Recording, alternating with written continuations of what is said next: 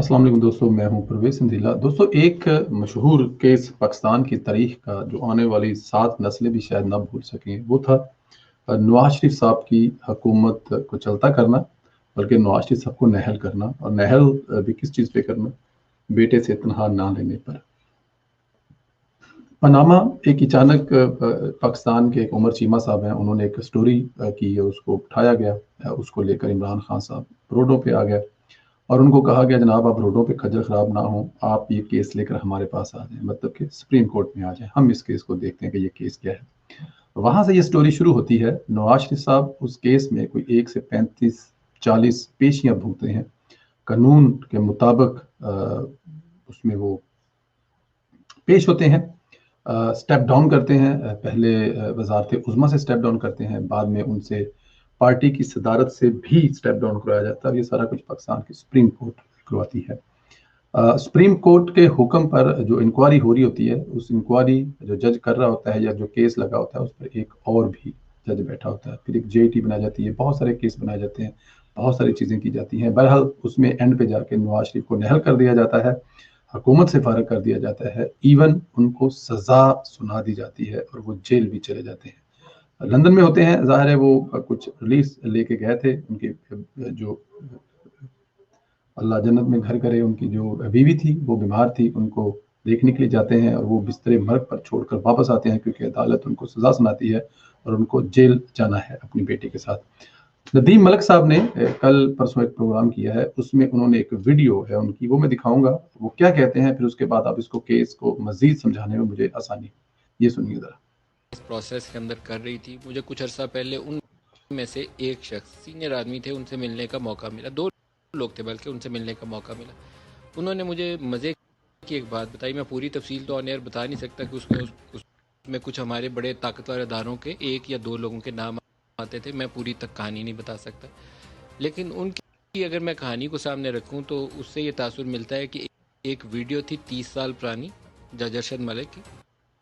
जज अरशद मलिक को PMLN इस होप पे वहाँ पे तवक्को रख रही थी कि एहतसाब अदालत के अंदर नवाज शरीफ की वो बेल कर देंगे। नून लीग से उनके राब्ते थे, एक लिंक मौजूद थे पहले से।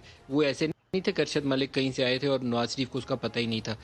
ये कोई पता नहीं क्या मिड जैक या कोई ऐसा यहाँ पे जगह भी है जिनके साहब का भी उनसे कोई ताल्लुक वास्ता था, तो एश्योरेंस वगैरह थी। दूसरी पार्टी जिसका मैं नाम नहीं ले रहा, मेरे ख्याल में बहुत सारे लोग अंडरस्टैंड कर सकते हैं, उनके हाथ में वो 30 साल पुरानी वीडियो आ गई और वो वीडियो काबिले एतराज़ वीडियो थी। और उस काबिले एतराज़ वीडियो को 30 साल पहले जब वो मुल्तान में पोस्टेड थे उस वक्त रिकॉर्ड किया गया था। उसमें उनके साथ कोई और शख्स भी मौजूद थे और पूरी वीडियो रिकॉर्डिंग मौजूद थी। जज साहब को तलब किया गया एक कॉन्स्टिट्यूशन एवेन्यू में एक जगह के ऊपर। उनको बताया गया कि ये वीडियो है भाई, ये देखो, अगर तो सीधे हाथी केस का फैसला करते हो तो ठीक है, नहीं तो फिर ये वीडियो मंजर आम पर आ जाएगी। उनको यकीन दहानी कराई कि तुम फैसला करो तो तुम्हारा काम हो जाएगा।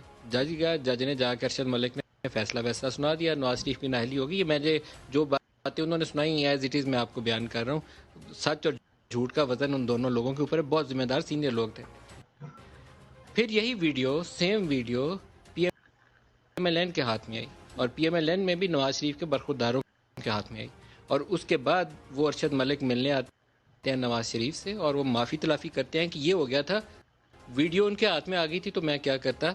उसी वीडियो को उसको बताया कि ये वीडियो तो हमारे पास भी है, तो उसने फिर जी, आपने सुना जी, ये केस इतना लंबा चला था जिसमें नवाज साहब को सजा हो गई थी।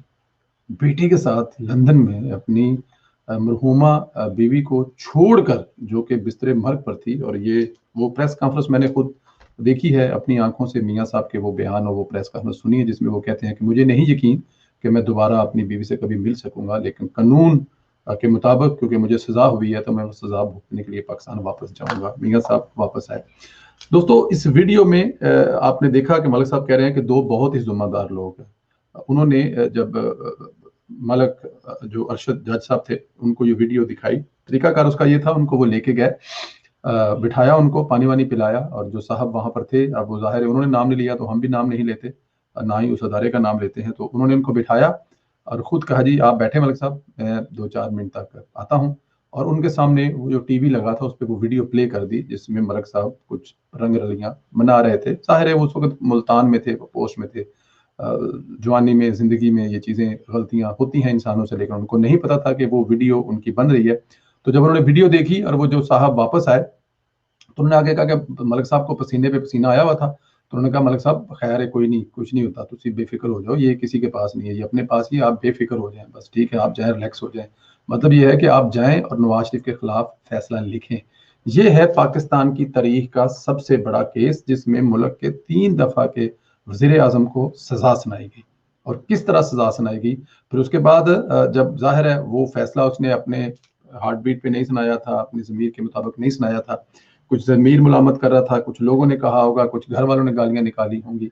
तो उन्होंने जब ये नासिर साहब जो हैं उनसे जो राब्ता आया तो फिर उस वीडियो में देखा, वो कहता है कि हमें कहा गया जी थोड़ी ढोलकी इधर से बजाएं, थोड़ा ऐसा करें, नवाज शरीफ को अंदर करना है, मुल्क के मफाद में है, अगर ये नवाज शरीफ को अगर जेल ना किया गया तो बहुत बड़ा प्रॉब्लम हो जाएगा। और वीडियो वो जाहिर है फिर वो बात नून लीग के पास भी पहुंच गई थी, जिसमें वो माने कि उनसे जी ये करवाया गया है, वो तो ये नहीं करना चाहते थे, ये ज़मीर की आवाज़ नहीं है। लेकिन मकसद ये है कि मुल्क के ताकतवर तरीन अदारे वीडियोस बनाकर उनका इस्तेमाल कैसे कर रहे हैं, ये जमहूरी लोगों के खिलाफ इस्तेमाल हो रही हैं जो इस मुल्क के लिए कुछ करना चाहते हैं।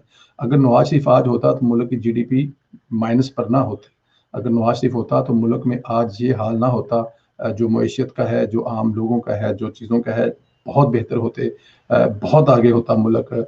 लेकिन क्योंकि मकसद नवाज शरीफ को आउट करना था, उसके बदले में पाकिस्तान चाहे तबाह हो जाए, कोई फर्क नहीं पड़ता उन ताकतों को जिन ताकतों ने ये किया। और हमारे सर पे एक ऐसा नाअहल इंसान ला के बिठा दिया जिसने पूरे मुल्क का बेड़ा गर्क कर दिया। नून लीग के चाहती तो वो अरशद मलिक को वीडियो दिखा देती कि जाओ भी जाके अब दोबारा फैसला करो, यह वीडियो तो हमारे पास भी है, लेकिन ऐसा कुछ नहीं हुआ। अल्लाह की ज़ात पर छोड़ा नवाज शरीफ ने, और वो सब फैसले अल्लाह की ज़ात अभी कर रही है और आप और मैं देख रहे हैं। ये है हमारा मुल्क। इस मुल्क को आगे जाने से कोई नहीं रोक सकता, लेकिन उसके लिए एक शर्त है कि इस मुल्क में तमाम कैमरे जिससे वीडियो बन सकती है वो बैन कर दिए। अपना ख्याल रखें दोस्तों। अल्लाह ताला की ज़ात का इंसाफ आपने भी देखा, मैंने भी देखा और नवाज शरीफ साहब ने भी देखा।